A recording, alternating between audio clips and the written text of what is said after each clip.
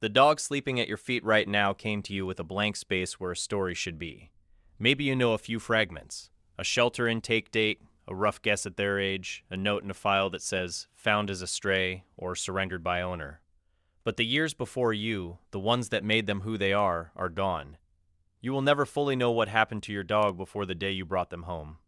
Here is the thing almost no one tells you, though. The fact that you don't know their story does not mean the story isn't there. It is. Your dog is carrying every bit of it, not as a memory they could ever tell you, but as something far deeper and far more permanent, woven into the way they meet the world. We comfort ourselves with a gentle idea. Dogs, we say, live in the moment. They don't dwell. They don't hold grudges. Whatever came before, they've surely forgotten it by now. And that idea is half true, which is exactly what makes the other half so easy to miss. Because your dog almost certainly is not sitting there replaying their past like a film, reminiscing about a former home or a former owner the way you might. But it does not follow that they are free of it. The past did not leave your dog. It just stopped being a story and became something else entirely. Something that lives below memory, in the nervous system itself. To understand what your rescue dog is really carrying, you have to understand that there are two completely different kinds of memory, and dogs live mostly in the second one. The first kind is the one we usually mean by the word, the ability to consciously recall a specific event, where you were, what happened, who was there. For a long time, scientists assumed animals didn't have this at all. Then, in a landmark study in Budapest, researchers showed that dogs possess at least a version of it, what they carefully called episodic-like memory. Dogs could recall and reproduce a human action they had watched, even when they had no idea they'd be tested on it. But, and this matters enormously, that memory was fragile and short-lived, measured in minutes and hours, decaying quickly. Your dog is not walking around with a detailed, narrated archive of their puppyhood. In that specific conscious sense, the past really is not a story they carry with them. But there is a second kind of memory, and this is the one that runs your dog's whole emotional life. It's called associative, or implicit memory. And it doesn't store events. It stores meaning. It stores what things came to feel like. A dog doesn't need to remember the specific afternoon they were hurt in order to carry the lesson that afternoon taught. The event fades. The feeling it installed does not. This is the memory that has no words, no timeline, no pictures. Just a deep, wordless verdict about what is safe and what is not. And unlike the fragile episodic memory, this kind can last a lifetime. Your dog's body keeps a record even when their mind holds no story at all, and the most important entries in that record were written very early. There is a window in a puppy's life, roughly between 3 and 12 weeks old, when their brain is doing something momentous. It is calibrating. It is deciding, based on everything it encounters, what kind of world this is going to be. Puppies who spend that window surrounded by gentle handling, new sights, kind people, and safety grow up with a nervous system tuned to expect a safe world. But a puppy who spends those same crucial weeks in fear, isolation, or deprivation, in a cage, in silence, without kindness, has their brain tuned to a very different setting. To that dog, the baseline truth of the world becomes, this place is dangerous, and people are not to be trusted. And that setting, laid down before they were even 3 months old, can quietly shape the rest of their life. This is not speculation. It has been measured, at scale. In one of the largest studies of its kind, researchers examined more than 1,000 dogs who had been rescued from commercial breeding operations. Dogs who spent their early lives confined, with almost no positive human contact. Then they compared them to ordinary pet dogs. The results were stark. Years after being rescued, with these dogs living an average of 2 years in loving adoptive homes, they still showed dramatically elevated levels of fear. 6 to 8 times more likely to score in the highest ranges for fearfulness. Far more compulsive behaviors, like spinning and endless pacing. A heightened, flinching sensitivity to being touched. 2 full years of safety and love, and the old setting was still there underneath. Steak, aisle running. The past hadn't been forgotten. It had become the baseline they lived from.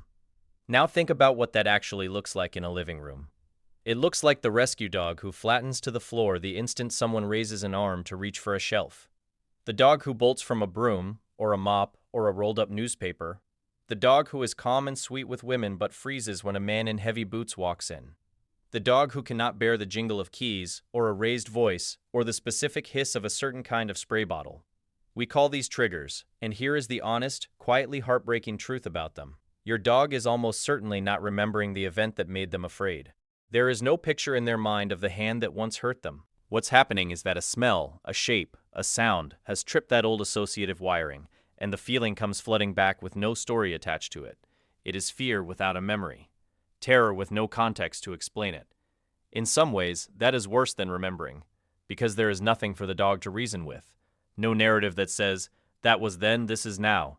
There is only the alarm, firing in the present, triggered by a past the dog cannot even see. And this wiring is stubborn in a way that surprises many adopters. You might assume that once your dog learns your home is safe, the old fear should simply fade and disappear. But that is not how fear works in the brain. When a frightened dog slowly learns that a raised hand now means a gentle pat, the brain does not erase the old lesson. It writes a new one on top of it. The original fear is still there, buried under the new learning, dormant but intact. This is why a rescue dog who has been settled and happy for months can suddenly, seemingly out of nowhere, react to something with a flash of the old panic. It isn't regression.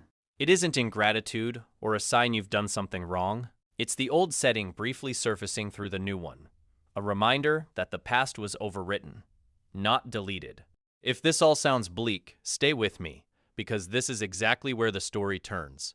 And the turn is real, not sentimental.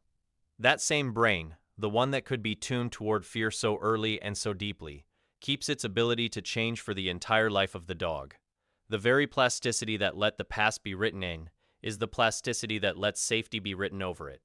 Every calm morning, every meal that arrives without threat, every hand that reaches out and only ever offers kindness, every night they sleep and wake to find the world still safe. Each one is a new entry in that wordless record, slowly building a competing truth. Maybe this world, this one, is different. The researchers who documented all that lasting fear were careful to say something else too, that many damaged dogs and do heal over time, with patience and with steadiness.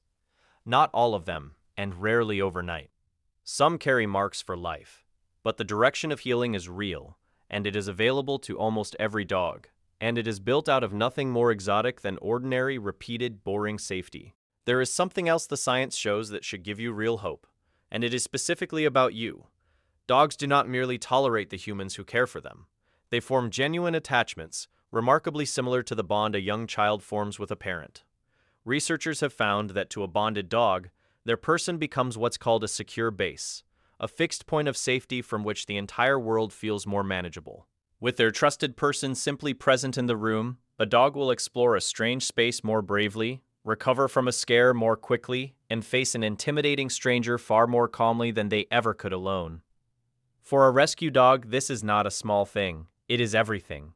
It means that as the bond between you deepens, you are doing more than teaching them your home is safe. You are becoming, in yourself, the anchor that makes every other frightening thing in the world survivable. You turn into the one steady, reliable piece of their reality. And a dog who has that has something they may never once have had in their entire life before you. A place and a person to feel safe from the world with. This reframes almost everything about living with a rescue dog. The behaviors that can feel so frustrating. The dog who guards their food bowl like it's the last one on earth. The dog who has to be able to see you at all times. The dog who sleeps with their back to the wall and their eyes on the door. The dog who shrinks from the very affection you're aching to give. None of these are quirks, and none of them are the dog being difficult. They are the past, speaking in the only language it has left. The food guarding is a dog who once knew hunger. The need to see you is a dog who was once left. The eyes on the door are a dog who once learned that danger comes without warning. You are not looking at bad behavior. You are looking at a history you were never told, being acted out in front of you, one habit at a time. And that changes what your job actually is.